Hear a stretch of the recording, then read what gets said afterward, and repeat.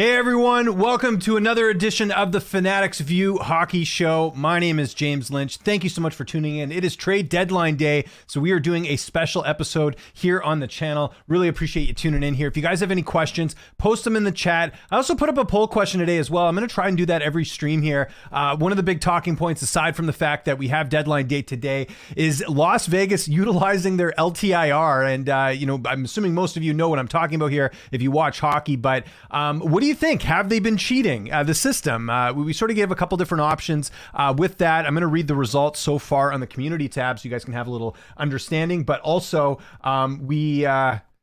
we have it here in the poll question as well. So I'm just going to show you the results so far, and then we'll get into everything that's going on with trade deadline. So how do you describe the Las Vegas Golden Knights have done with their LTIR this week? Their cheaters is at 36%, 38% blaming the NHL for not doing anything. I put I'm jealous because obviously they're not getting in any sort of trouble there. Want to get your thoughts on the whole thing that's going on with Las Vegas right now. They still have a lot of cap room, as do the Avalanche. So we'll be keeping an eye on that here for the next hour or so. Again, just a reminder, the trade deadline does end. I believe it's 12 o'clock Pacific time is when the deadline ends. So that'll be 3 o'clock Eastern. So we'll be keeping tabs on the trade as they're going along. But like we usually do here on this channel, want to plug a few things that were uploaded on the channel last night. We'll get into some of the games as well. A lot of really good action in the National Hockey League last night.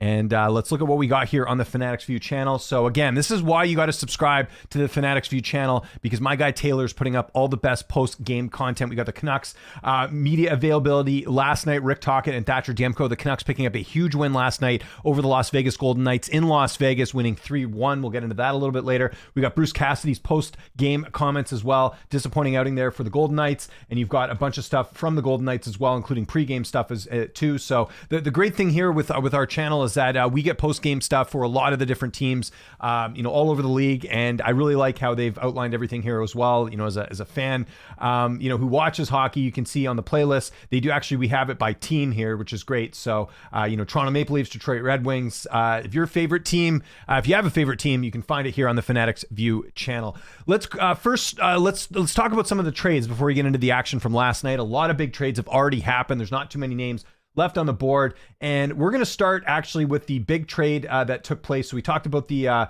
little bit. Actually, when did the Hanifin trade break? No, that would have been when did we have that? That would have been Wednesday. So yeah, the Hanifin trade breaking, I believe, after we went off the air on Wednesday. But you can see it there. We'll start there first. The Flyers winning the Noah Hanifin sweepstakes, one of the best defensemen on the market right now. Calgary, we know, is selling.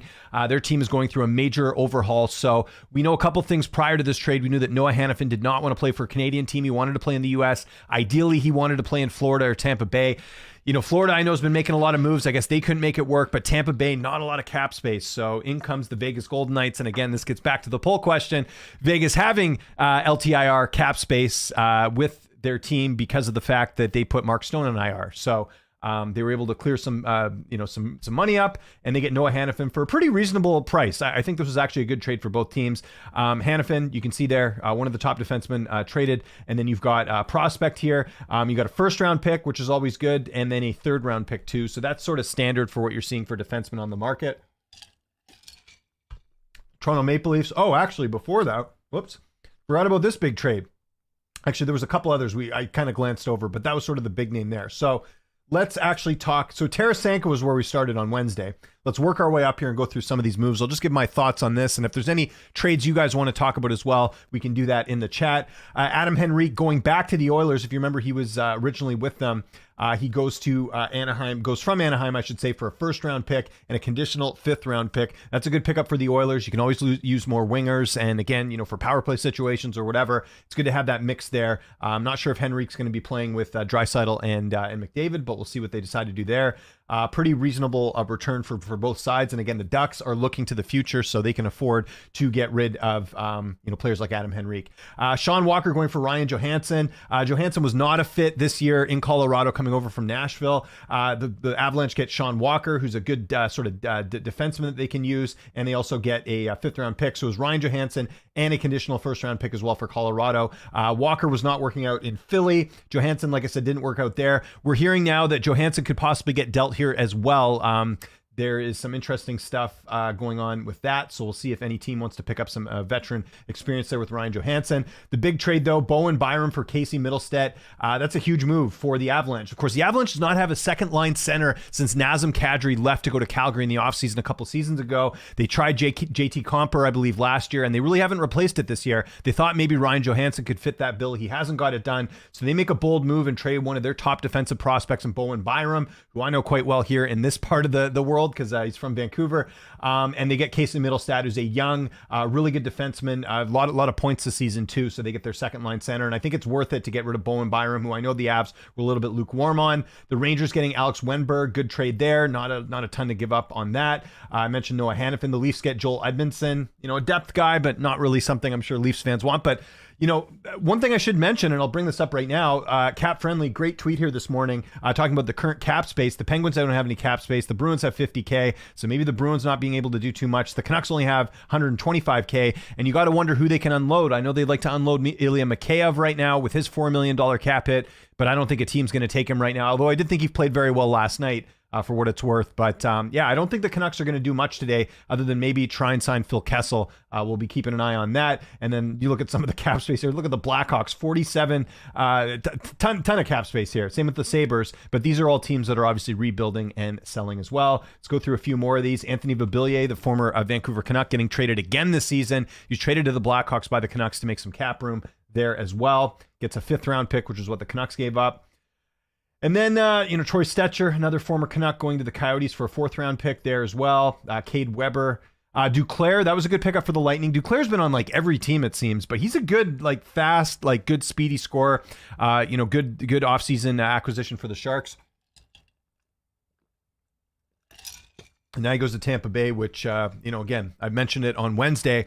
That's a team that kept losing key pieces over and over again. This is a good pickup for them getting Anthony Duclair. But the big trade yesterday, and the guy in the thumbnail of this video, Jake Guentzel, going to the Carolina Hurricanes. We were hearing a lot of rumblings leading up to the trade. The Canucks apparently were in on it, as was the New York Rangers. But ultimately, they go to Carolina. I think the big thing here is Carolina had the assets to do it. That's the big thing. My understanding from all the media that I've heard from here in Vancouver was that the Penguins were asking for Niels Höglander and one of their top prospects or a 1st-round pick. Now, the Canucks don't have their 1st-round pick this year because they traded that in the Elias Lindholm trade. So they were kind of handcuffed, not to mention the cap space issues.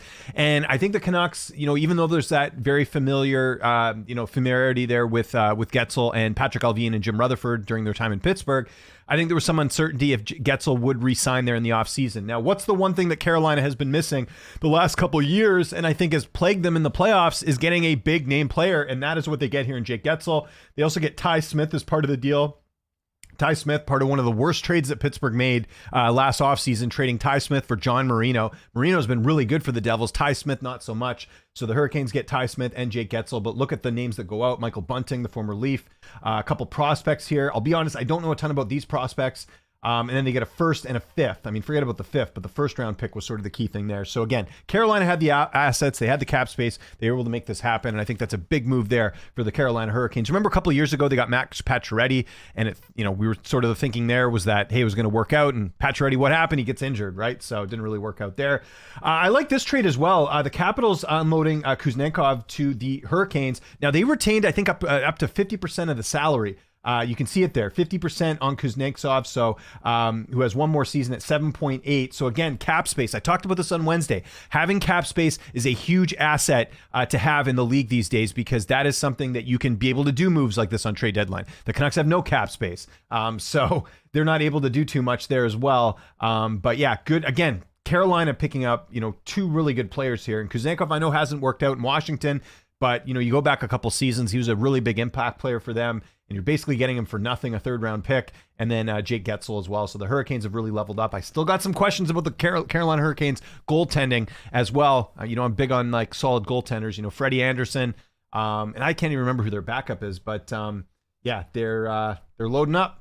Then the other big trade, this was really disappointing as a Canucks fan. You can see I got the Canucks stuff on here. You got Tyler Toffoli going to the Winnipeg Jets, who's not only a rival of the Canucks in the Western Conference, but they didn't give up much for him. 3rd round pick, 2nd round pick. That's a deal the Canucks could have done, but again, the Canucks do not have the cap space, so that's likely why they couldn't pull this off. I was really hoping they get Toffoli. One of the biggest blunders in the Jim Benning era for the Canucks was Jim Benning opting to re-sign Jake Virtanen instead of Tyler Toffoli. I'll never let him live that one down.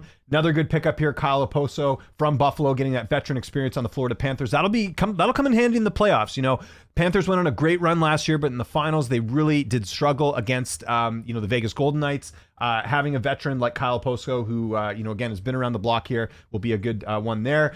And that's basically where we're at right now. So that is all the trades we have so far. I'll hit refresh in case anything else has happened since I was blabbing on here. Doesn't look like it. Yeah, just a bunch of minor moves, but we'll be keeping tabs on the trade deadline as the show goes on. Let's get to Nick with his question. I don't follow a ton of sports drafts. Like, who are they drafting most? Past players, free, around the world, NCAA athletes. So no, this is just trade deadline. So the draft is in June, and that's where obviously the worst teams get the best picks. And then there's teams that have obviously given away their picks, like the Canucks were able to give away their 1st round pick this year because they're going to end up having a really low pick in the draft because they've done so well this year. That's kind of how it works. The worst teams get the highest picks, the best teams get the lowest picks. So that's how, if you have a 1st round pick and you're a good team, you can afford to trade those picks because you're not going to be getting a really big impact player. I think ask most scouts, once you get to sort of the 20-30 range with a 1st round pick, it kind of really tapers off a lot. So there we go. Sorry, I'm drinking my coffee. It's been a busy morning here. A lot going on here in the Lynch household. Let's get to, while we're waiting for some more trades to trickle in here, let's go look at some of the action from last night in the league. Of course, really good game yesterday. I'm not just saying this because I'm a fan, but the Canucks and Vegas game was great yesterday. Really good, interesting matchup there. Potential playoff preview. Actually, I think even the way this things stand right now in the Western Conference, the Canucks could end up playing the Golden Knights in the playoffs. So really good preview there. Normally Vegas has sort of steamrolled the Canucks in the past. I think it's only their 3rd win, the Canucks, over the Golden Knights. But the Canucks holding with that 3-1 lead last night, and it ends up being the final. And Demko playing really good last night. But a lot of encouraging things. Number one, I thought the defense was on point last night. They definitely did a good job of controlling Vegas in their own zone. Really liked Ilya Mikheyev's play last night. He had a couple opportunities, almost scored last night. That was good. And you had Phil DiGiuseppe, who, at the beginning of the year played really well, kind of fell out of favor with the coach, was even a healthy scratch a few times. He gets one of the goals last night. And the thing I always look at is the shots on goal here. You can see Thatcher Demko making 28 saves, but on the other side, Aiden Hill making 35. So the Canucks really putting the pressure on the Golden Knights, getting a big win here. And it was actually Noah Hannafin's first game for the Knights last night, but he wasn't much of a factor in this one. But the sort of the highlights there, you see Phil DiGiuseppe getting the goal, Connor Garland getting a goal. It's funny because a lot of Canucks fans wanted Connor Garland traded at the beginning of this year, but he's a valuable asset for that team. He's very noticeable on the ice. That's one thing. I know the eye test isn't everything, but that is one thing that to me does stand out with him. He always seems to make an impact. And you see Brock Besser getting an assist last night too. So very good game here for the Canucks. Because I'll be honest, one of the things that I've seen with the Canucks this season is they tend to not do so well in big games. I'll never forget earlier in the year when they're on that huge heater, they played the Leafs in Toronto and they got absolutely spanked on Saturday night on Hockey Night in Canada. And that to me was like, man, like you got to win those games. And they've had a number of games like that where it hasn't gone well. Boston, having success against them, LA Kings. But recently, the Canucks have been turning the tide. They get a win over Boston recently. They get a win over LA, and now a win over Vegas here. Very encouraging. I was actually going to go to this game. So funny story. I think I told you guys that I'm actually going to be going to the other Canucks at Vegas game, which is going to be taking place in April. I got tickets to it, but I debated going to this one, but just the timing didn't work out with my buddy. So, yeah, we'll be going next month. Let's hope the Canucks can win again. That was a really good win there for the Canucks. Some other action last night. We'll sort of work our way down here. The Devils finally getting a win under Travis Green. 4-1 over the St. Louis Blues at home. Probably should have bet that game last night. I did not. You can see the big thing, Brandon Saad getting a goal there for the Blues. You can see 32 saves there for Jordan Binghamton. And the Nico Dawes, 24 saves for him. So not a lot of action on the St. Louis end. When you're seeing less than 30 shots from a team, that's got to be a better effort there. But credit to the Devils as well for holding them to that. The Devils really needed that. But obviously, as we saw with the Toffoli trade this morning, the Devils are clearly sellers on the market. Okay, some other action from last night as well. We had the Flyers edging out the Panthers yesterday, 2-1. Really good win there for Philly. Again, Philly's kind of, they're in the playoffs. I think they're actually, if we look at the standings right now, I believe they're in position right now for the playoffs. Yeah, they're number 6. So you can see there, big win there for the Flyers. The Panthers don't lose too often, especially at home. So really good win there for the Flyers, who got a couple of unsung heroes here. Garnet Hathaway getting 1 goal last night. Same with Poling. And you can see there Eriksson making 30 saves for the Flyers. The Panthers having Bobrovsky in net, just 26 saves for him. Sam Bennett left off the score sheet last night. Normally he's been, him and Sam Reinhart have been playing quite well this season. Here's one, and I actually bet this game last night. I bet the Blue Jackets at home at like plus 250. The Jackets coming through. Edmonton's been playing a lot of games lately. I know they've been running out of steam. That's one thing when it comes to betting that I do take a look at. Who's the home team and how many games has the other team played? The Oilers coming up short against the Blue Jackets. Again, the Blue Jackets are basically selling, but it was almost over in the first period. 3-0 for the Jackets. Oilers with a really bad start there. Again, you're starting to see some of that fatigue with all the games they've been playing. Zach Hyman did get the Oilers on the board, though, the lone goal, or the 2 goals, they should say, for them. So it is Zach Hyman, and who's the other goal scorer last night? And it was Corey Perry getting the win, too. But the Jackets, again, getting some help from everyone. Alexander Nylander, one of their most recent acquisitions, getting a goal there. And you can see there Tarasov, who I've never even heard of this guy, 31 saves last night for the win for the Blue Jackets. So again, the Oilers are going to experience losses like this. Like they have a tough schedule. Like they've been playing a lot of games, so you're going to expect losses like this here and there. How about the Flames getting a big win last night over the Tampa Bay Lightning at home on the road? I should say the Flames getting the win. Yegor Saranjovic getting 2 goals. He was actually the player that the Flames traded Tyler Toffoli for in the offseason. So he's been great. You like to see Jonathan Huberdeau with 2 assists as well. And the Flames getting on the board. Andrei Kuzmenko with an assist, who's been sort of lukewarm for the team. And Markstrom only having to make 22 stops there. We'll see if Anthony Duclair can help with the Lightning in their next game. This is another one I bet. The Bruins, they own the Leafs. They really do. I can't remember the last time the Leafs won a game against the Boston Bruins, but it's all Bruins. 3 goals in the second period. And you look at some of the goal scorers there. Carlo, Fedrick, and Geek. Also Pasternak getting a goal too.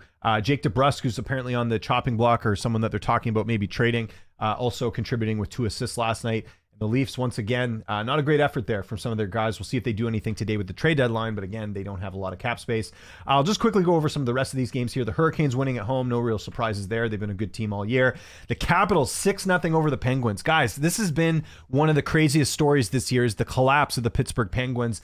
And to be honest, like if this was a different market, I think if this was a Canadian market, I mean, Kyle Dubas has not done a good job this year. I know he's trying to sell off a lot of assets. They've sort of made that a thing now with trading Jake Getzel and, probably looking to unload some other names here. But you're losing 6-0 to Washington, who's not a playoff team. Like, that's not good, right? The Capitals are 10. The Penguins are, where are they right now?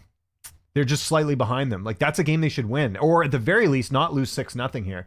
And if you look at the shots on net, it was a case of a really good goaltender here in Lindgren making 39 saves, but they got to get on the board there. Just 22 saves for Jari, 4 goals allowed. So they put in Nechevich in net, and he just makes seven saves and 2 goals let in. So pretty rough going there for the Penguins.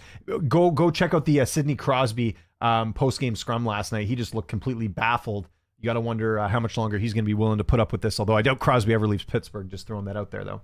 The Predators getting a win over the Sabres. That was good. The Wild edging out the Coyotes. We had the Islanders again continuing their winning ways. 7-2 over the Sharks. No surprise there. The Islanders are one of the hottest teams in the league right now. And then the Kings edging out the Senators. Shouldn't have been this close. Again, Ottawa's not a playoff team, but the Ottawa Senators getting some work from Kubalik and Drake Batherson. But it is for the Kings. Quentin Byfield getting a goal. Pierre-Luc Dubois, you like to see this. Bit of a disappointment this season, going out there and getting it done. And Cam Talbot, just 31 saves there. I said it before and I'll say it again. The Kings have got to look at goaltending. I don't like the fact that they're going into the playoffs with Cam Talbot, who's, an aging veteran, someone that's not really, moving the needle for them. You look at the Canucks last night. They had a number of key saves from, Thatcher Demko last night. That's going to pay off in the playoffs. You need a solid goaltender there. And the Kings, in my opinion, just don't have it. We'll see if they do anything here today. All right, still waiting for more questions here. Let's check on the trade tracker to see if we got anything else going on. I'll take a quick sip of my coffee here, see if we got anything else happening. Doesn't look like anything's going on. I'll do a quick check of the rumor mill here as well to see if we got any updates. Let's see.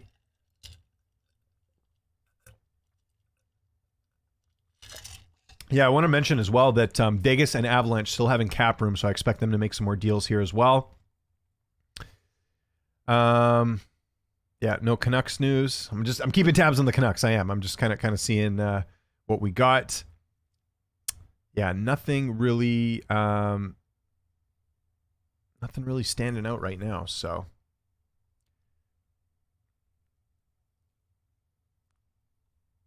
anyways, okay. So yeah, we'll wait to see more stuff that's going on. Obviously, I'm sure there's a bunch of rumors going on right now, but we'll sort of wait until other stuff is sort of playing out. So we'll have to sort of see what's going on there. Let's take a look at tonight's games. I know it's a bit early here in the stream, but I figure a good time to get this out of the way, and I'll give you guys my bets for tonight. So let's look on Bodog, which is where I get my odds. Again, if you're in the US, which I'm assuming a lot of you are because this is an American channel, go check out Bovida for your odds. It's the exact same company. It's just here in Canada we use Bodog.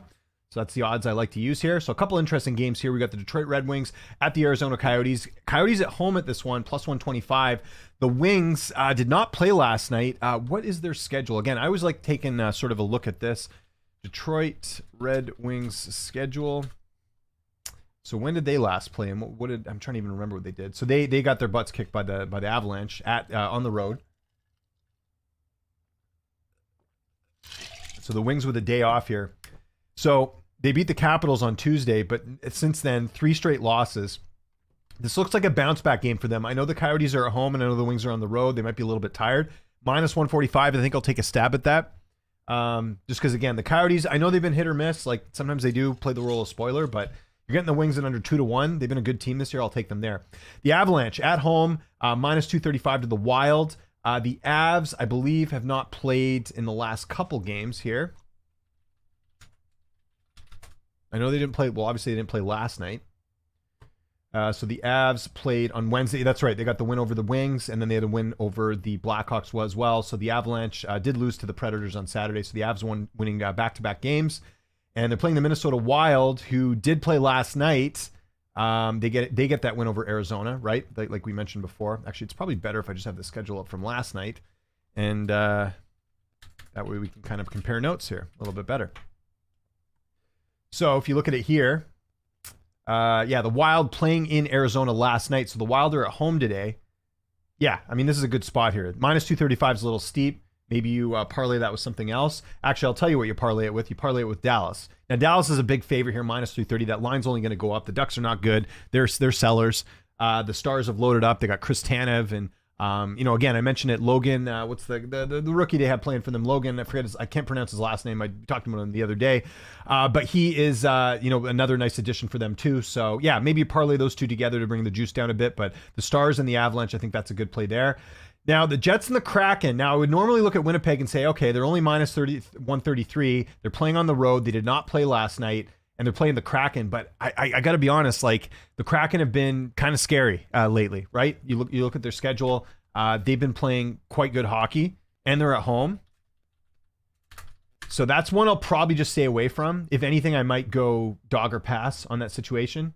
They actually played the Jets the other night, and they beat them. So this is what I mean. Like normally I'd look at the Jets and say, oh, you're getting a good price on them, but the Kraken have been playing good hockey.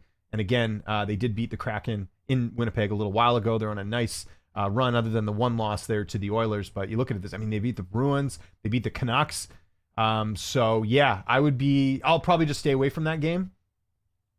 Maybe look at the over there in that one. Although actually, no, probably not the over actually, because they've both been getting good goaltending. Joey Decord and Connor Hellebuck playing quite well for the Winnipeg Jets in that one. Although we'll see if Hellebuck gets the start. Kraken again, maybe not. He'll probably start there. I would think so. So again, not a lot of action tonight, which is typical because, Saturday night is usually the night they load up on games. We actually talked about this the other day. We'll talk about some of those Saturday games in a sec. But yeah, just to reiterate here, I would probably go Stars and Avalanche as a parlay. I would take the Wings straight up at minus 145. Yeah, I don't know. Maybe I'll throw a little bit on the Kraken as dogs at plus 112 just because they are at home and they did get a win over the Jets last time. I could see that happening, but I'll make a decision there. I know last night I regret not betting the Capitals because I would have absolutely bet them just the way the Penguins are playing. So I kind of don't like that. So we'll kind of wait on more odds there. Let's take a look at Saturday's game. as well. We got a question here from Jared, though. Could you name maybe top 5 players who are rumored to be on the trade block and talk about how good they are? Okay, so let's look at TSN usually has like a good like people who are remaining. Trade bait board. I think that's what we want to look at here, right? Okay, so here we go. So a couple names here. So Tyler Toffoli's off the board. He went to Winnipeg, so they got to update that. Matt Dumba. Okay, so story with Matt Dumba is this if you guys are new hockey fans, Matt Dumba had been a mainstay for the Minnesota Wild for a number of years. He was a veteran, played quite well for them, was looking to really cash in the offseason. That didn't really happen. So he signed sort of a shorter-term deal with the Arizona Coyotes. He's had a decent season here. If you look at it there, he's got, actually, they're just saying here, games played, 58, only 4 goals. He hasn't had a decent season. He's only got 10 points. Actually, that's not very good at all. But he's a right shot defenseman. Now, right shot defenseman, just so you guys know, the 2 most sought after, types of acquisitions teams are always looking for, and they're hard to find on the open market, and you don't typically get them like in free agency, are centers and right shot defensemen. That's just usually how it is. So Dumba would have some enticement, I would imagine, but the cap hit is 3.9. Wonder if Arizona would be willing to retain on some salary there, because a lot of teams can't afford that right now. So that's a little bit one. Jason Zucker still on the board. That's someone I know the Canucks are interested in. There is a little bit of familiarity there with Zucker and the management group of the Canucks, with obviously Alvin and Rutherford being in Pittsburgh. Jason Zucker used to be in Pittsburgh as well. So there's some familiarity there. But again, the $5.3 million cap hit, how are you going to make that work? You got to unload someone. Like what the Canucks could do theoretically is, if they could find someone to take Mikheyev, you get $4 million off your books, and then you can kind of insert Zucker, but they'd still have to clear out more room. I don't think Zucker's going to come to Vancouver with that cap hit. I don't know how they'd make the money work there. Nick Dowd is out there as well, former Canuck as well. Washington wanting a first-round pick for him. Again, why? Because he's a center. He comes at a $1.3 million cap hit. That's pretty reasonable for the most part. This trade bait list is, it says from March 8th, but I wonder why they haven't updated it, because they still got Elias Lindholm. Oh, they have Lindholm on here because the Canucks were rumored to actually flip him. But anyways, Nick Dowd's on there at 1.3. I could see him getting moved, but it's got to be a team that has a first round pick. A lot of teams don't, right? So there's that. Max Pacioretty. So by the way, Jared, we're just going to go with TSN's list. I trust them the most. They're a really good source when it comes to hockey talk. So Pacioretty, 15 points this year. The thing with Pacioretty is he's got that veteran experience. Started in Montreal, ended up in Vegas. He was actually part of that trade for Nick Suzuki a number of years ago. And he was very good for Vegas, but, Vegas is always about making bold moves, so they actually got rid of Pacioretty for essentially nothing over to Carolina a couple seasons ago, and that was just a clear cap room, because you can see there Pacioretty, he has a $2 million cap hit, but at the time when they traded him, he had a much larger cap hit, but he hasn't been healthy. And rather than going back to Carolina in the offseason, he signs with Washington on a $2 million contract. Like I said, only 15 points, hasn't made much of an impact. You're bringing Pacioretty in as a locker room guy, essentially. He's a left winger. He can definitely provide some of that veteran leadership in the room. But Max Pacioretty, not someone I think you'll see maybe an Avalanche or someone like that maybe look to bring him in. You can never have enough of those guys in the locker room. Jake DeBrusk, we've been hearing trade rumors for him for a number of seasons. Again, I mentioned him scoring last night. You look at it there, he's got 31 points, $4 million cap hit. He's a UFA at the end of the year. So again, as is Pacioretty. So forgot to mention that as well. So Dumba, UFA, Zucker, UFA. Here's the issue with acquiring UFAs, and what we call in the business rentals, right? They're rentals because they might not come back. We've had this blow up in other teams' faces in the years past. Look no further than the Florida Panthers giving up a first-round pick for Claude Giroux last season, and Giroux ends up leaving. So you gave up a first-round pick to Ottawa for something that's not even in your long-term plan. So I think that's why you see a lot of teams, like the Canucks as an example, being a little bit hesitant to make bold moves on UFAs because, there's that chance they could leave in the offseason. In fact, the 2 trades that the Canucks made this year with Elias Lindholm and Nikita Zazorov are both UFAs at the end of the year. So Canucks had to give up a decent amount for both of those guys. They might not re-sign. So then that's a risk you have to take. But on the flip side, you also don't want to get into the playoffs and have some injuries and you got no depth. So that's another thing to sort of keep in mind as well. We mentioned Jake DeBrusk. Jacob Chychrun. What's really weird with him? He's an Ottawa guy, right? That was the big thing. Ottawa taking a big swing last year. I believe that was at the trade deadline last year. Ottawa acquiring Chychrun from the Phoenix Coyotes.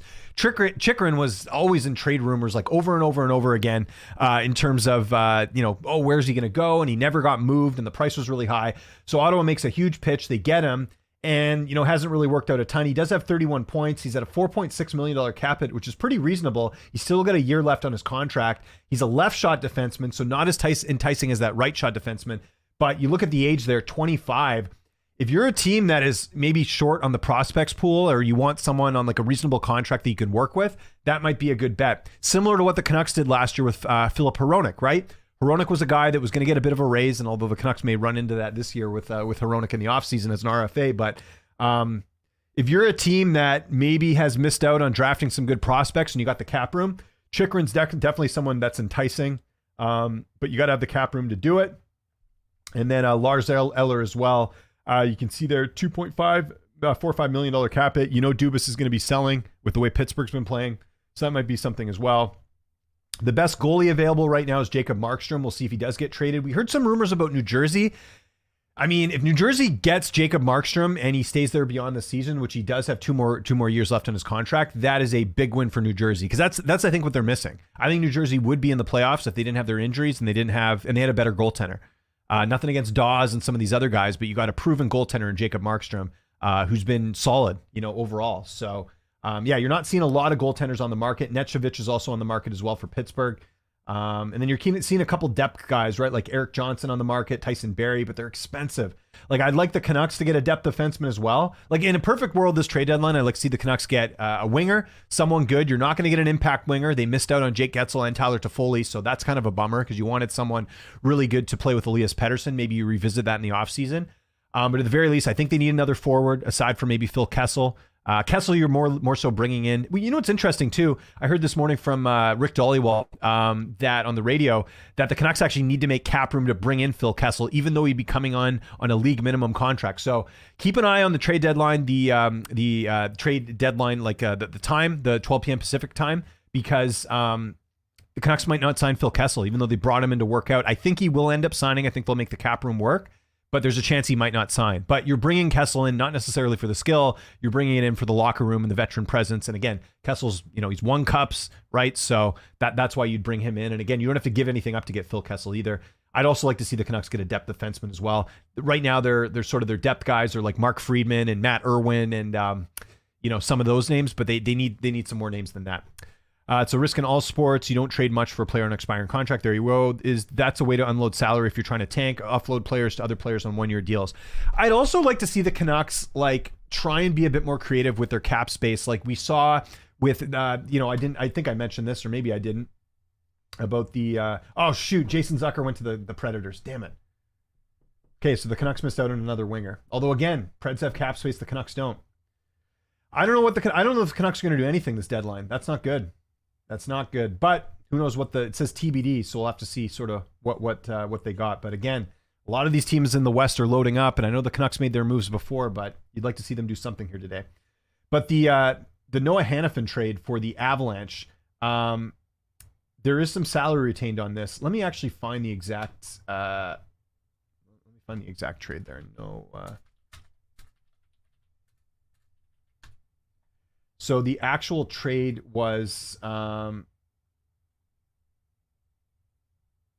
me find it here. Oh, here we go. Because what I'm trying to find here is the salary component of this. Vegas actually came away really well. So Noah Hanifin cap hit. That's what we need to look for. Okay, so the Flyers trade the restricted free agent to Calgary. Noah Hanifin. Flyers will retain 25% of Hanifin's cap hit. So again, Flyers are not getting Noah Hanifin. The Knights are, but they did a three-way trade to sort of bring the cap down. You're seeing a lot of teams do this. A lot of teams are at the cap, right? I showed you that tweet earlier from Cap Friendly, which showed like a lot of teams are at the limit of their cap. So what teams are doing now, teams like that have the cap room, they're being a third-party broker, and maybe they can pick up a pick as a result of taking on some salary. So again, Hanifin's cap hit's only $1.2 million. Like, that's a steal. Right? I think of this the other way. The Oilers getting Troy Stecher with a similar salary, but Hanifin's a lot better than him. Now, granted, the Golden Knights had to give up a lot to get Noah Hanifin, but essentially on your cap, you got Troy Stecher at a similar cap hit for the Oilers as opposed to Noah Hanifin. You'd want Noah Hanifin, right? So that's where, again, I'd like to see the Canucks be a little bit more creative, and I'd like to see other teams do that as well. I think the Leafs have to do that too if they're going to try and do anything on today's deadline. Let's keep it going. I want Carolina to get Markstrom, a rotation with him, and Kochenkov would be nice. Yeah, I don't know. Again, I got to see what is Carolina's cap room situation right now. Let's go take a look.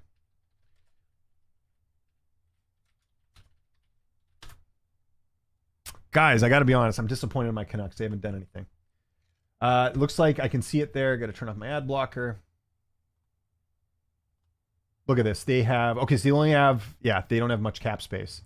Oh no, current cap space, $3 million. So yeah, right now, unless they could get some salary retained, I don't think they're going to get a Jacob Markstrom, but I think that would be a good move for them. You want that insurance in the playoffs. You don't want to be, in a situation where your goalie is failing you in the playoffs. Now look, like, sometimes you get lucky, and I will say luck. Like Adin Hill's run last year for Vegas, that was totally unexpected. Adin Hill's on like a league minimum contract almost, like he's not making that much. Actually, they re-signed him. Let me look at his exact contract there.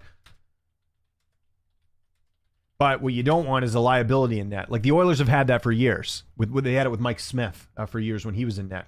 So you look at Adin Hill's hit. Okay, so yeah, he is at 4.9, but the season before he was at like nothing. Even like Logan Thompson, their backups at like barely anything, right? So that's something you got to look at. Look at this. Projected LTIRUs, $7 million. It's crazy, man. It's crazy. So they have $4 million in cap space. I worry about the Golden Knights in the playoffs. I do.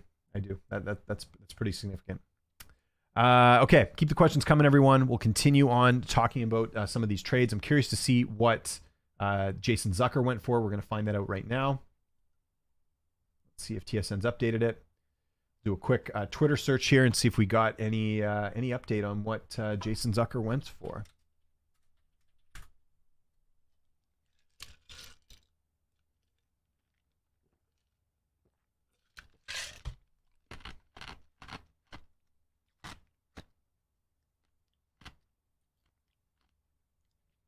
Yeah, so we don't know what Zucker's been traded for. But again, a UFA at the end of the season. So some of these teams that are getting these players, they might not be with their teams next year. So again, you do take that risk, but like I said, you don't have any regrets when you're in the playoffs either. So it's kind of a double-edged sword. What else do we have? Oh, wow. Devils have retained 50% of Toffoli in the trades to the Jets. Damn. Canucks, what happened? How did you not be able to get Toffoli? What happened there? What happened? That's disappointing. Again, I'll be a little bit of a homer here for my Canucks. You'd like to see them do a little bit more. Curious to see what they'll say at the presser today on why they missed out on certain players. Anyways, let's talk about some of the games tomorrow night. We don't have odds for these yet, but we can at least discuss some of the matchups and keep your questions coming, everyone. All 6 of you in the chat here today, which is fine. I know there's a lot going on today. I know it's Friday. A lot of you are busy. I know there's a lot of other trade deadline stuff going on. I'm sure a lot of you are watching what's actually happening right now. I know there's a lot of shows going on right now, so we'll have to see that as well. Seeing some Canucks Twitter talking about how Jim Rutherford might make a major move, but he didn't really last year either, so we'll see. Okay, so some of these games here, Hurricanes and Devils. Obviously, Devils, fighting for their playoff lives. I still think they're not going to make it. They're obviously selling off some of their assets. Hurricanes, I would favor there. I'll keep an eye on odds on those lines. Can the Oilers bounce back? They lost to Columbus last night. They're playing the Sabres. Depending on what the line is, if the Sabres are like what Columbus was yesterday, like plus 230, I'll probably throw a little bit on them there. But Oilers rarely lose back-to-back games, so maybe the Oilers would be interesting there. Predators, Blue Jackets. I like the Predators there, but we'll again kind of see what the odds are. Penguins and Bruins. I mean, Penguins on the road against Boston. That seems like a Boston win, right? Boston's been pretty good at home. I'll look at the odds for that. They might be like minus 300. You never know. Flames and Panthers. That'll be a good game. Matthew Tkachuk playing his old team. Yeah, that's a good like heavyweight title fight, so to speak, as far as hockey goes, if I can use an MMA analogy. Senators and Sharks on the complete opposite end. 2 teams fighting for draft picks. Maple Leafs and Canadiens is always fun. Every now and then the Montreal Canadiens will beat the Leafs. I don't know why that happens, but it's hockey night in Canada. It's a big deal. Blackhawks and Capitals. Again, two teams that are out of it. Flyers and Lightning. Good tilt in the Eastern Conference. That'll be good. Blues and Rangers. Yeah, Rangers have been good as well.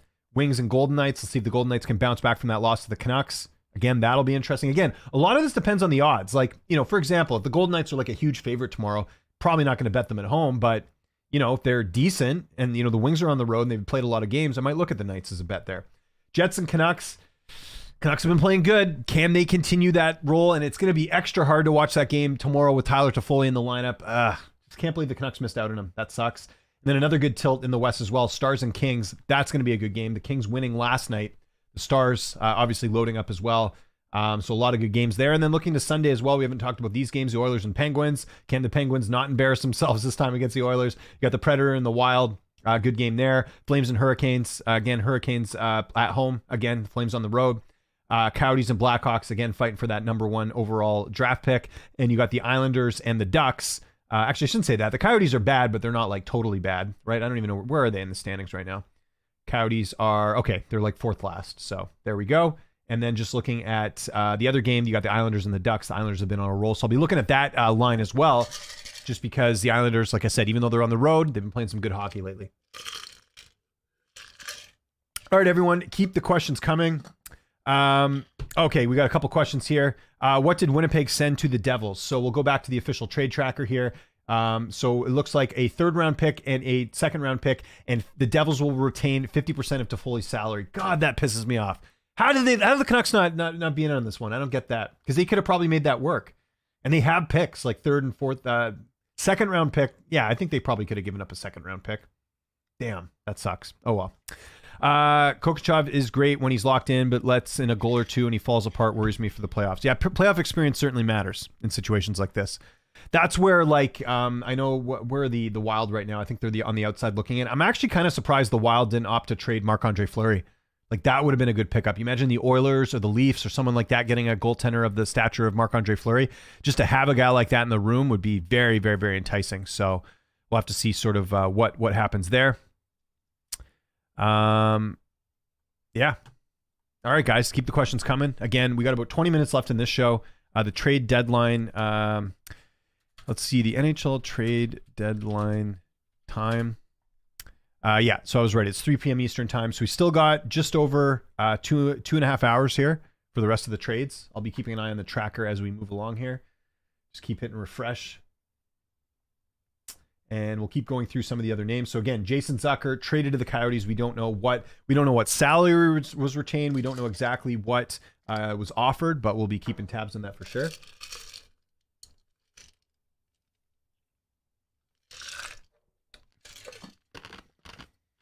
All right. Forgot about this trade actually. Chad Ruthwedel, good depth defenseman, good pickup there for the Rangers. So. Again, you're seeing teams load up. So again, the 2 teams I would keep an eye on are the Avalanche and the Golden Knights. They have cap room. They've been known to make big moves. Again, you already saw Colorado trade one of their best defensive prospects in Bowen Byram earlier this week. They're not afraid to go for it, right? They still feel like they've got a good core group of guys that they can work with. And same thing with Vegas. Vegas is always in it. That's one thing. Like, to answer my own poll question here today, I'm jealous of the Golden Knights that they figured out a way to, get around the cap and make big moves, and they make big moves every year. Like that, you got to respect that. I remember they were having this discussion on one of the sports shows here a couple of years ago, being like, the moves only make sense if they're winning anything. And up until that point, they had only been to the Cup final, and then they win the Cup last year. So them going all out and acquiring Jack Eichel a couple seasons ago from Buffalo, that's the type of move you need to make, a bold move, and it paid off. They won the Cup last year. So yeah, Vegas has like no draft picks anymore. I was reading something yesterday. I think it was either Vegas or Tampa Bay. I think it's Tampa Bay. It doesn't have a single draft pick this coming year, I think. So, I mean, again, but go all in. I like teams that take risks as opposed to teams just sitting around and doing nothing. That's been one of the criticisms of Carolina the last couple of years, but this year, finally making a big move to get Jake Getzel. They don't typically do moves like that, right? If you look at Carolina, it's sort of their MO from the owner has been like, we're only going to acquire players if they're going to stay here beyond the season, right? So they haven't made those moves, but this year getting Getzel, I think they finally did it, and this could be the difference with them getting over the hump, because remember last year, they lost to Florida, and that was and even Rod Brindamore's like, we're playing good hockey, but we're just we can't beat them. And they realistically should have beat the Panthers last year, and they didn't. Getting guys like Getzel and Kuznetsov, those are really good moves for them. I got in late. What did you make of the odds for the Jets Kraken tonight? Yeah, like I said, I kind of looking at the Jets or at the Kraken as a possible underdog play here tonight. Kraken have been playing good hockey. The Jets are always good. You know, again, they just loaded up. They got Monahan a couple weeks ago. They just picked up Tyler Toffoli. I would imagine Toffoli will not play tonight, right? Because he's coming from New Jersey all the way to Seattle. That's a bit of a hike as far as the flight and everything. So I would imagine he's not playing tonight. Maybe he is, but keep tabs on that. There's a couple beat reporters in Seattle that I follow that would probably have that information. But you know, again, the Kraken have been hot lately, and I am a firm believer in teams that have momentum. So I might look at the Kraken as an underdog there tonight at plus 112. Don't really understand why people are mad at what the Knights are doing on IR trick. If it's legal, every single team should be doing it. Well, okay, the reason people are mad about it is because they've done it year after year after year. Like, this isn't the first time they've done this. So they did this with, who was it that was injured? I want to say it was Pietrangelo. I think it was last year or the year before. And they were able to acquire some really good players. And like, I think he came back like right away. It was either Mark Stone or Pietrangelo. I know Mark Stone this time is on the IR, but I think it was Mark Stone. It's either last year or the year before. I'd have to go double check that. But like, they have a habit of doing this. And then all of a sudden their players are healthy in the playoffs. And then obviously the cap doesn't matter in the playoffs. So I think the issue is that they are, like, a lot of teams are cap strapped. And it's like, they're kind of like, because people feel like maybe the players in that injured. Like, there's been all these funny memes. Like, I'll go find some for you that we've seen recently. Thomas Drance had one last night from the Golden Knights as well. Let me just find it here. It was that Kevin Nash one from, this one. Right. It's like someone had this gif of Kevin Nash, and they were talking about it's like the Golden Knights come playoff time, right? Like the joke is that their players are all of a sudden healthy. So it's just an advantage as well. So to having all that, having that going on. So there we go. Florida is still going to be very, very tough out in the playoffs. I agree. Yeah, I think Florida is the favorite to win in the East. I think. Them and the Bruins, I think they're the two best teams. The Rangers slightly behind, but not by much. Favorite trade of the draft or draft of the day? Well, so there's no draft, Nick. So it's only trades. There's no drafting done. Just trading draft picks. The draft, like I said, is in June. Favorite trade of the day? I mean, I hate to say it, but it's probably Toffoli for the Jets. I mean, I think the best move today has been that. Technically, the Getzel trade happened late last night, so we can't count that. But yeah, today it's got to be Toffoli. That's a really good pickup for the Jets, and it's like, I don't know what the Canucks are going to do. It's going to be tough there. Listen, I'm in my other sport that I cover, MMA, I try and be down the middle and impartial. I'm probably going to be a bit of a Canucks homer on here, which is, I can't help it. I like the Canucks too much. Fair, but it's not against the rules, and every team can do it. Fair game. I know, but it's like, it's not. It's one of those like tongue-in-cheek rules, right? Like it's one of the ones where like, yes, you're technically allowed to do it, but then because like, okay, here's a better way of putting this. Okay, the Canucks a couple years ago, and it's not just, and I don't just want to talk about the Canucks all the time on here, but this is a good example of that. So the Canucks. Back years ago when they signed Roberto Luongo to like this 10-year contract, they basically made the contract long so they'd have a lower cap hit, but they'd have Luongo for like a really long contract. But then they had so much trouble trading Luongo, and eventually they traded him to the Florida Panthers. But there was this rule that, okay, I'm gonna kind of mess this up a little bit, but I'm trying to make this as simple as possible. But basically, when the Canucks traded Roberto Luongo to the Panthers, they still had to pay his salary partially when he was with the Panthers. Then when he retired, normally what happens when a player retires, I guess he didn't officially retire, but like the league basically penalized the Canucks for having that contract. So the Canucks, up until I think it was not last season, the season before, were paying $3 million of dead cap basically to Luongo for nothing, right? And it's not their fault. They traded Luongo. This was a trade that had happened a while ago. They're still paying the money to it as well. But the league like did it as a way to punish the Canucks. But the thing was, Luongo hadn't played for the Canucks in a while. So it's kind of like the stupid rule that the NHL implemented. So it's like, they don't have an issue with the team clearly like kind of, clearly like kind of bending the rules with the LTIR with Vegas, but they're upset with the Canucks because of a contract they signed. It's kind of silly. So I think that's why people are upset about the Vegas situation because, they've made other rules that seem kind of dumb too. Like technically the Canucks contract that they signed at the time with Luongo was legal. There was nothing was illegal about it, right? So it's kind of the same thing here. Like what Vegas is doing is technically legal, but it's also kind of like they're kind of bending the rules as well. Because like, how injured is Mark Stone? Could he play? What if the Canucks tried to do that with Tyler Myers? If they had done that with Tyler Myers, who's out right now, and put him on an LTIR instead of just saying he's week to week, then they've got $6 million in cap space. Do you see the issue there? And then kind of goes back to what I was talking about on Wednesday with the Lightning, where like they're capped out, right? Like they hardly have any room to make any moves right now because they've been playing by the rules, but they could put like someone on IR if they want and then somehow have, cap space. So that's kind of where people get pissed off. So like I said, my view on it is that I'm jealous. I wish the Canucks and other teams that I like could figure out a way to use that to their advantage as well. All right, guys, we've got about 13 minutes left. Let's keep the comments coming. Again, Jared and Nick, you guys are my soldiers here in this chat. I really appreciate it, guys. And again, make sure you hit that like button. We're trying to grow the show as much as we can, so really helps out. It's not against the rules. Every team can do it. Fair game. There we go. They should be upset at the NHL for not making a rule against it. You're exactly right. And that was one of the things on the poll question that we had here as well. So if we look at it here on the community tab, you can see there 38% is actually leading the way. I blame the NHL for not doing anything. So there we go. You guys are fair on that. While we're killing some time here, let's do a quick check of the trade tracker on TSN. Again, shout out to TSN for being the leader in trade talks.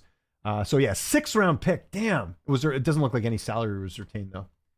Crap. So they basically got Zucker for free. 6th round pick. Just to give you guys some context, unlike other sports, if you're new to hockey, a 6th round pick, like it's very rare a 6th round pick will make the NHL. Like it's basically like a throwaway pick. Every now and then you'll get like a surprising pick that comes through and does well. But like as soon as you're going like 4th, 5th, 6th round pick, they're pretty much not going to make the NHL. They'll just be in your farm system or whatever. So that's a good way to look at it. Another we talked about trade targets here, right? That going down the list. So again, there's still a lot of names on the board here. Matt Dumba on the board. Zucker's off the board. Nick Dowd, Pacioretty, DeBrusk, Riley Smith, Jacob Chychrun, Lars Eller. Oposko's off the board. Pat Maroon's off the board too. So there's a few names here as well. Alexander Carrier is a right shot defenseman that I did want the Canucks to look at, but again, 2.5. Like, how are they going to make that work? That's going to be tough.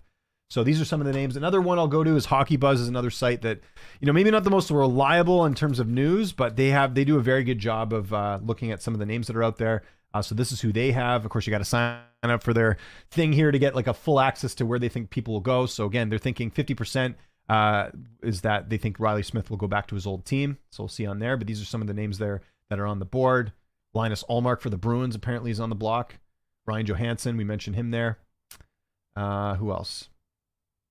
Barbaronov, Brandstrom, Chychrun, Dumbo, we mentioned him. Eberle, I believe, is re-signing in Seattle, so he'll be off the board. Capo Caco, first round pick of the Rangers, hasn't really panned out. Maybe he gets moved. So we'll see. We'll see what teams decide to do. But again, we got about just over 2 hours and 10 minutes from now, guys. So we'll sort of keep tabs on that. Again, just another reminder, make sure you check out the playlist we got here on the Fanatics View channel. Like I said, they're for every team. So we've got, player interviews, coach and GM interviews, specific teams, Panthers, Islanders, Bruins, Penguins, you name it. They're all on here. And if you just look some of the stuff we had up last night, you can go check out the Rick Tocchet and Thatcher Demko post-game comments, as well as Bruce Cassidy, the Las Vegas Knights head coach. Very mediocre Bruce Cassidy story, I will tell you guys. I saw Bruce Cassidy coach the Kingston Frontenacs a bunch of years ago. This was after... So Bruce Cassidy, when I was growing up, coached the Washington Capitals. I think he coached them to the finals, if I'm not mistaken. That's when the Capitals had like Olaf Kolzig and like Peter Bondra. And they had a really good team back then. And I always remember him. And then I remember seeing him in junior hockey. I was like, wow, this is cool. Like, I remember Bruce Cassidy. And now he coached the Knights and he won a cup with them last year. It's pretty crazy to see how far they've come. So, also forgot to mention this, Tarasenko media availability after getting traded to the Panthers. So check that out as he talks to the media here. Again, my guy Taylor really doing a great job with all the content on here. You can see there's a lot of interest. Look at the scrum last night. 4,000 views for the Bruce Cassidy scrum.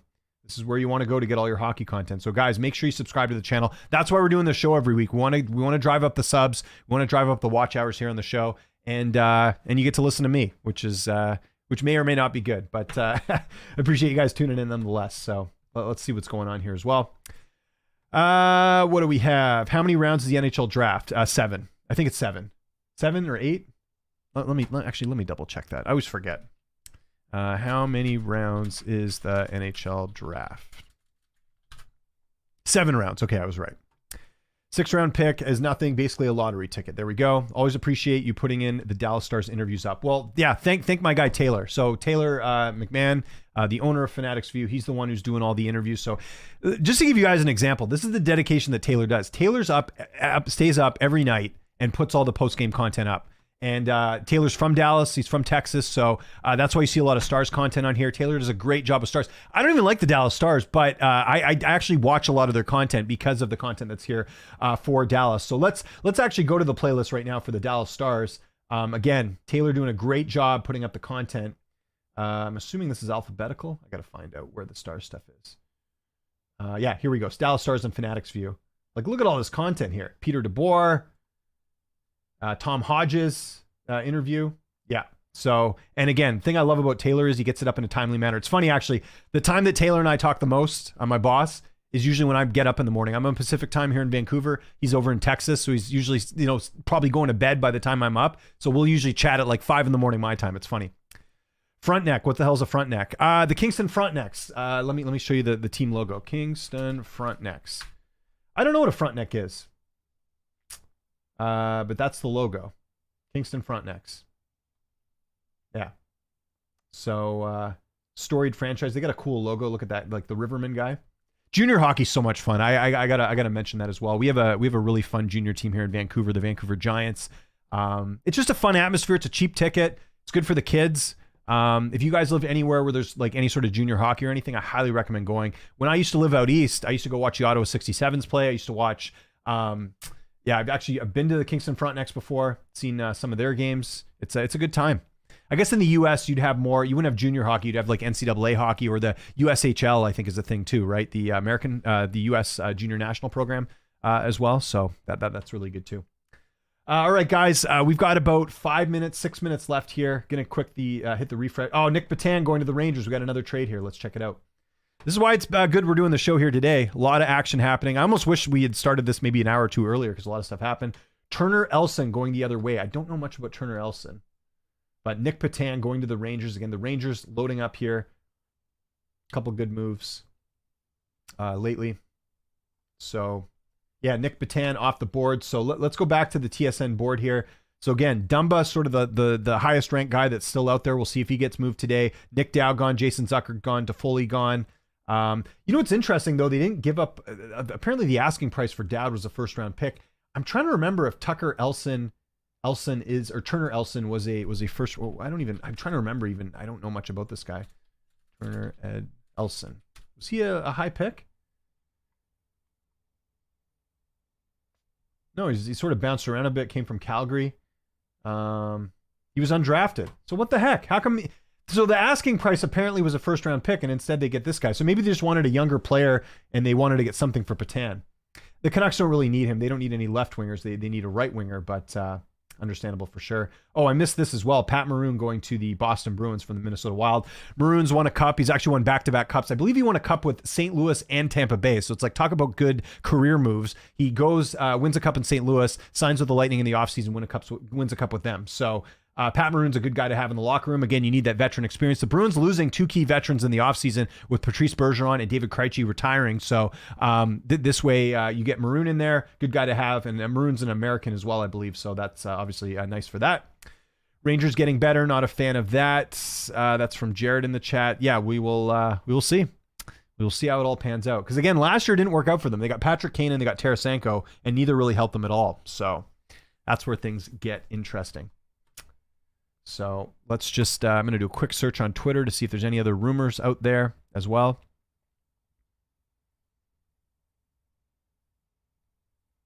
Yeah, a lot of people are talking about the Jason Zucker trade. Yeah, just seeing a lot of other teams making moves here, and not so many trying to make moves as well. I guess I shouldn't be too upset because, again, the Canucks made 2 good trades earlier in the year. They got Lindholm, who's arguably the best center out there as well. And yeah, so I'm still keeping tabs on that as well. So But yeah, sorry. As I like interrupted myself mid thought, the Canucks getting Zadorov and getting Lindholm earlier in the year. I mean, that was kind of their trade deadline, and those are two really good moves that have. I mean, Lindholm maybe hasn't panned out as much, and I know there was some critique of Zadorov, but I like Zadorov. I actually hope we can re-sign him in the offseason. You can't have too many big-bodied defensemen on your roster, so I like that move too. When do the new trades start playing with their new teams? Immediately, like basically when they can get there. Like we had Noah Hannafin play last night for the Knights, and he got traded the other day. Who gets drafted in June? NCAA players. No, Nick. So how it works here, I'll just show you right now. So basically, mock NHL 2024 draft. Okay, so let me find like an actual.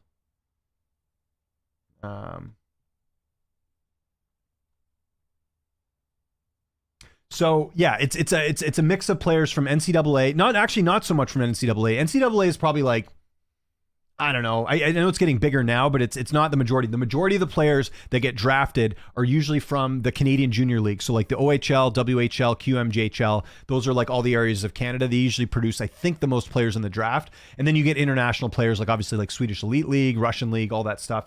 So that's sort of where that comes around. So you can see this here, Macklin Celebrini, who's actually Canadian. He's from Vancouver, which is interesting because Connor Bedard's also from Vancouver, and he went to Chicago last year. So Macklin Celebrini right now is the consensus number 1 overall pick, but he's at Boston University. Macklin could have done the juniors in Canada, but opted to go do the university route as well. Because some players want to get like a full-fledged like scholarship and degree and all that stuff. So some of them do opt to go that route as well. So again, it's a mix. So you'll see there, this is a projected draft for this year. This list was done in February. So you got Macklin Celebrini, you got I hope I'm saying that right, Lev Shunov, who's from Michigan State. Again, another NCAA guy. You've got Anton Saliev from Torpedo in the KHL. That's the other thing. The KHL, which is like, what would be the equivalent of that? That's like, for you MMA fans out there, that's like KSW, compared to UFC. Like you'll have like a mix of like NHL veterans, and then you'll have like young players can sign there too. So he's a young player. He's NHL draft eligible. So he's already playing in the KHL, which actually is good for a lot of teams because you get that big boy experience. Like you get to play with the adults in that one. And then you see here, finally, the first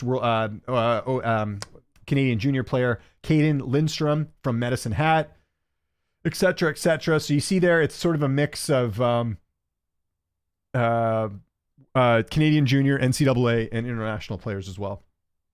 So these are some of the names that are coming through here. You'll see a lot of familiar teams here because these are teams that are struggling this year. So we'll have to see. Prospects get drafted, young players with potential. There you go. Of the trades this year, would it set you or someone up for future bets like divisions or Stanley Cup winners? No. So one of the things we talked about on Wednesday, and I'll reiterate here, is like typically when you draft a player, that player is not going to be ready to go for a couple of years, unless you're like a Connor Bedard or some like really highly touted prospect. For the most part, it's usually just the players take a bit to develop. It's not like the NBA where you draft a player and they can play that year, or the NFL sometimes, right? Why do some teams just sell and not try to improve? So the idea of selling is, let's say you're a team and you're not going to the playoffs, and let's say you're a team that's not even close to the playoffs, like Anaheim or Chicago or any of these other teams. The reason you sell is because you want to utilize the assets you have. What you don't want to have happen is, let's say you sign a player to a 2-year contract, and that contract is up next season, and he's a UFA. A UFA meaning that player can sign with any other team. You want to get something for that player. So that's why, for example, Tyler Toffoli got traded today from the Devils, because it's like, look, like the Devils need to start thinking about, retooling their roster, and you don't want Toffoli to leave for nothing. So that's why you want to get some assets for him. That's why they load up. Does anyone own 2 or more teams? No. In other sports, yes, mainly college players. Hockey's just differently because of international. Who's your favorite coach? Right now, it's Rick Tocchet. Bias aside, I do think he's going to win the Jack Adams this year. I think he's the best coach. I watched the Bruce one. There you go. That's awesome. Guys, we're out of time here today. Let's just do one more quick refresh here on the trade tracker before we go. Again, more trades will come in, and we'll recap all this action on Wednesday as well. I know we're waiting a bit. One more trade here. Klim Kostin going to the San Jose Sharks. Looks like a bit of a dump here for the Red Wings. So yeah, not much action there. But yeah, this was fun. Thanks so much for tuning in, guys. Again, I know we'll probably have some people watch the replay.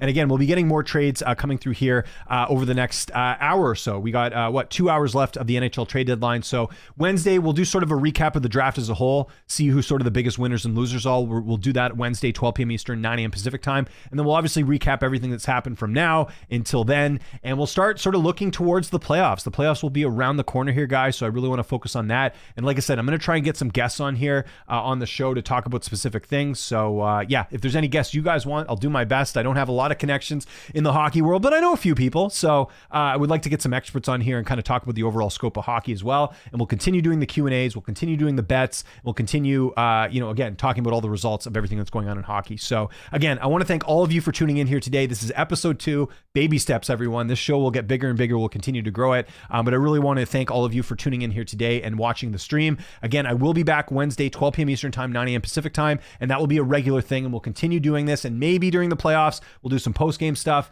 I'll see. It depends on my schedule, but I'd love to chat with you guys. Again, thank you so much for tuning in, and if you're watching the replay of this, just make sure you hit that like button, hit the subscribe button. We're trying to grow this channel as much as we can. The sooner we can get to 10K, the better. We're at 8,000 subscribers, so we want to grow that up a little bit more, which would be awesome. And again, if you want to check me out on Twitter for hockey and MMA takes, that's at Lynch on Sports. So thank you so much for tuning in, guys. Hope you guys have a great rest of your NHL trade deadline. Hope you guys have a great weekend, and I'll talk to you guys on Wednesday. Take care.